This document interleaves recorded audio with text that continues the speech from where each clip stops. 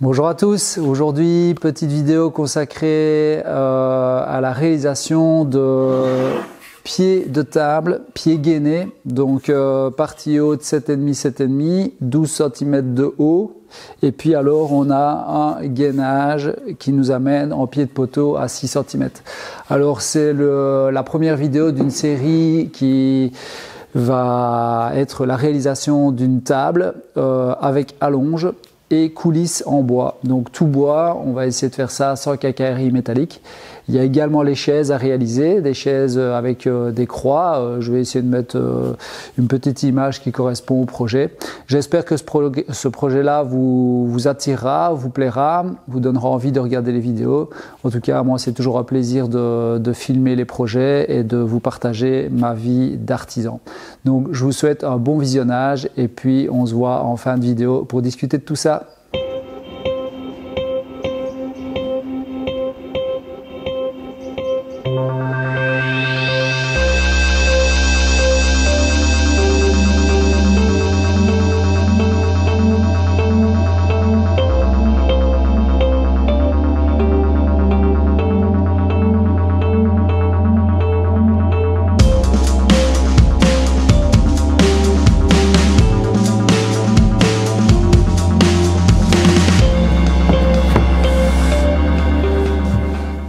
Alors ici, qu'est-ce qu'on va faire?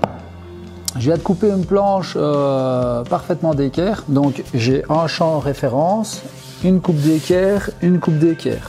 Et de cette planche-ci, je vais faire le gabarit pour mes pieds gainés. Donc je vais tracer la partie rectangulaire de départ qui fait 9 cm ou 10 cm de haut, je ne sais pas encore. Et puis après, je vais tracer mon biseau. Une fois que j'aurai coupé ce biseau de biais, ça sera la planche qui va me permettre d'installer tous mes poteaux pour faire mes pieds gainés. Je vais vous montrer comment je procède. Il y a plusieurs méthodes pour faire des pieds gainés. Si j'ai la possibilité, au moment où je fais cette vidéo, je ne sais pas si j'aurai la possibilité de le faire, mais j'aimerais peut-être vous montrer 3 techniques différentes pour gainer vos poteaux. Donc une comme ceci avec la panoteuse ou la scie à format pour les Français, ou même la scie sous table, une avec la raboteuse dégauchisseuse et la troisième avec la toupie. Alors pourquoi est-ce que je privilégie celle-ci au départ? Je le fais parce que je pense que la plupart des gens ont au moins une scie à format, une scie circulaire, une scie sous table ou autre, et donc c'est la méthode qui, je pense, pourrait correspondre à le plus de personnes. Alors évidemment, à la toupie, c'est le plus simple avec un roulement, etc. Mais je me dis, voilà, c'est peut-être l'occasion de permettre aux personnes qui voudraient faire des pieds gainés et ne pas savoir comment procéder pour le réaliser. Je vais essayer de vous montrer cette méthode. Allez, c'est parti pour le traçage.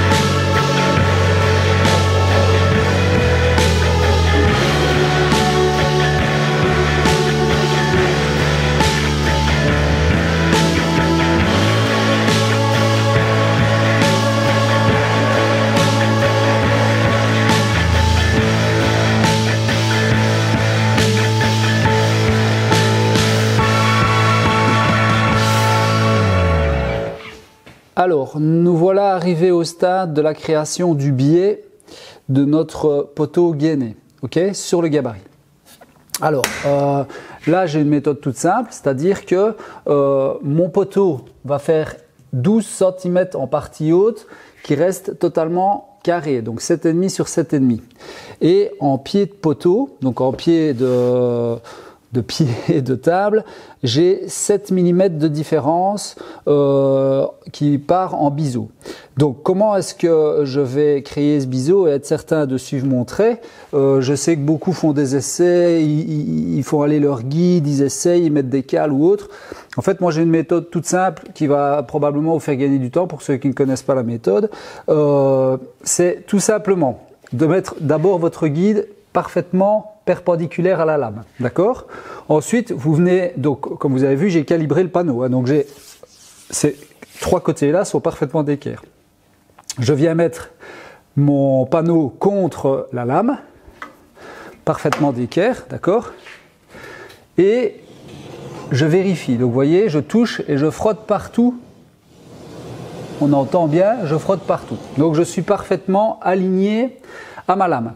Ensuite, étant donné que j'ai décidé de faire 12 cm de pied de poteau, je vérifie que la base, le bas de ma lame, de l'avant de la lame, touche bien le poteau à cet endroit-là.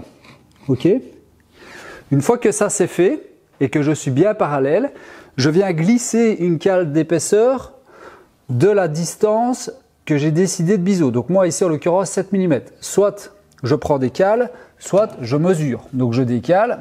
Et je viens mesurer 7 mm entre ma lame et les fameux 12 cm. Okay, donc je mesure, je mets ma cale, c'est pareil. Voilà, je mets ma cale.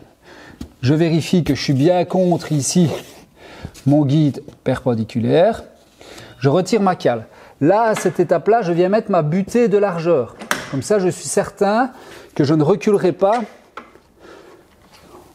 mon panneau vers la gauche ni vers la droite. Si je vais vers la droite, il suffit de retourner contre la butée. Et là, à ce moment-là, je vais jouer avec mon guide perpendiculaire avec l'angle. Je vais le tourner de sorte que quand j'arrive de nouveau avec le bas de ma lame, au pied du poteau contre ma lame. Donc ici, je vais tourner, voilà, mon gabarit. Je vérifie toujours que je suis bien contre là. Voilà, là je suis contre. Hop. Et je viens contre ma lame. Donc ici, je ne suis pas encore suffisamment réglé. Voilà. Je viens contre. Je joue petit à petit. Voilà. Toujours bien contre là. Et là, je frotte. Vous entendez ? Je frotte en pied, donc ici j'ai vraiment ma distance, j'ai reporté un trait sur le champ et je vois qu'il touche mon trait. Okay, une fois que ça c'est fait, en fait je peux bloquer, je bloque mon système d'angle. Voilà, j'ai les 7 mm qui sont contre et tout simplement je viens avec mon poteau, enfin mon gabarit contre la lame aux 12 cm. Voilà, ici je touche le bas de ma lame aux 12 cm. Voilà, je suis contre. On entend frotter. Et là, je viens bloquer ma butée de largeur. Je suis parfaitement aligné. Et maintenant, je vais pouvoir procéder à ma coupe et je vais arriver pile poil à mon trait. Alors là, je viens de calibrer un morceau de chevron, tout simplement, avec un champ d'équerre. Pour venir positionner les deux faces de référence, une sur la planche du gabarit et l'autre contre le pied de poteau. Voilà. Donc comme ça, on a une surface parfaitement d'équerre pour venir appuyer notre poteau contre. Et maintenant, on va installer les sauterelles sur ce petit chevron pour pouvoir maintenir les pieds de table. D'accord ? On va faire ça. Et puis alors après, on va le fixer en bas, on va mettre une butée en fond de pied et puis on pourra faire notre essai. Allez, c'est parti!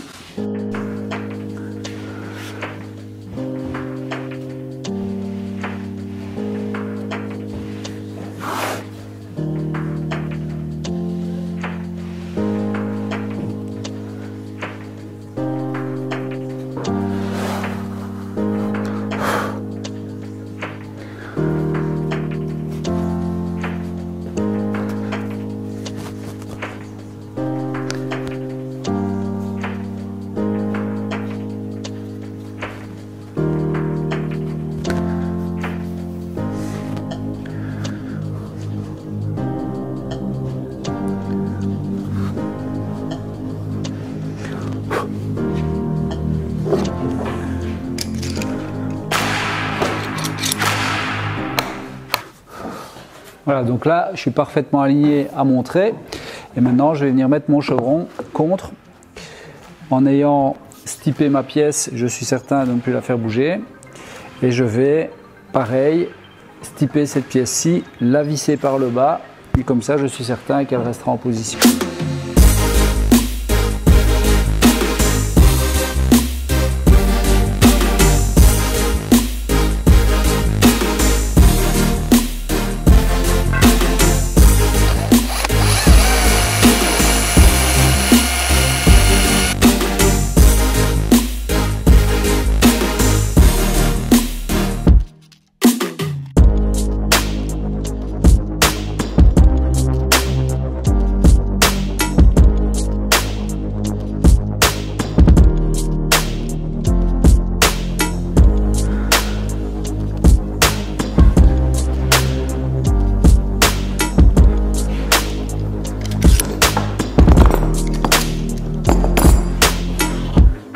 Voilà. Ok. Donc là, je suis mon trait.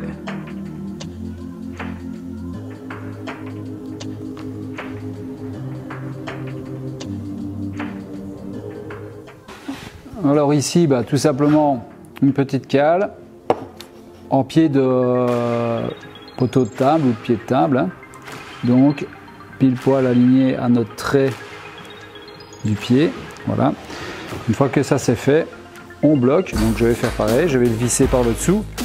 Et puis après, on est quasiment en ordre pour faire notre usinage.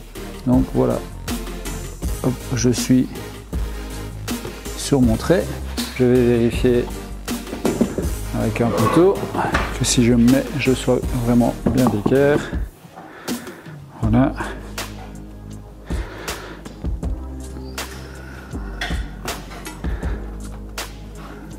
Voilà, là je suis parfaitement d'équerre.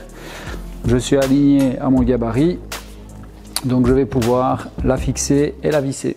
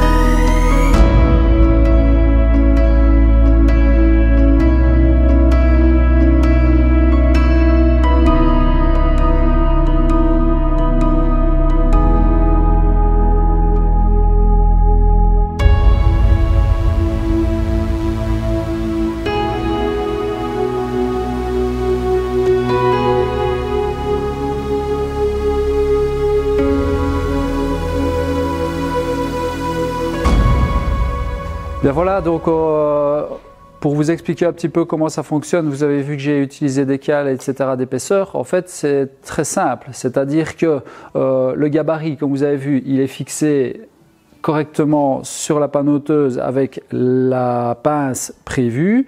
J'ai mis ma butée de largeur pile poil, comme ça je suis certain que c'est bloqué.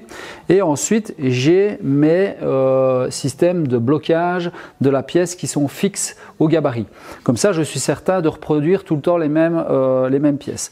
Alors voilà le pied gainé. Donc ici on a une partie de 12 cm qui est restée plane sur les 4 faces. D'accord? Il y a du ponçage, hein, on est sur le brut. Hein, d'accord? Donc les 4 faces sont à 12 cm de plat. Et puis alors après, on part sur un gainage. On a 6 cm sur chaque face, j'ai vérifié, donc ça veut dire que mon gabarit a été parfaitement aligné à chaque fois sur mes coupes. Voilà, donc en fait c'est très simple, c'est très peu de calcul en soi, il faut juste savoir et déterminer la distance du dessus de votre pied en pied de gabarit pour jouer avec ces fameuses cales. Voilà, donc j'espère que vous avez compris un petit peu le principe, j'espère que ça vous aura aidé pour les personnes qui ne sont pas tellement outillées, style toupie ou même raboteuse dégauchisseuse, parce qu'il y a plusieurs méthodes, hein. On pourrait le faire aussi à la raboteuse avec des gabarits biseautés, ou alors à la toupie avec une fraise à roulement. Mais je pense que c'était la méthode la plus simple pour tout le monde et pour comprendre. Moi, c'est une méthode que si je devais faire, j'utiliserais toujours. Donc, je ne le ferai même pas à la toupie. Là, maintenant, j'ai un léger ponçage à faire. Mais mes poteaux sont totalement calibrés et correctement. Voilà. Allez, je vous dis à bientôt pour de nouvelles aventures. Tout le reste arrive, évidemment, la construction de la table. On essaie de faire épisode par épisode avec chaque fois des petites astuces de réalisation de cette table. Mais le reste arrive, évidemment. Allez, à bientôt.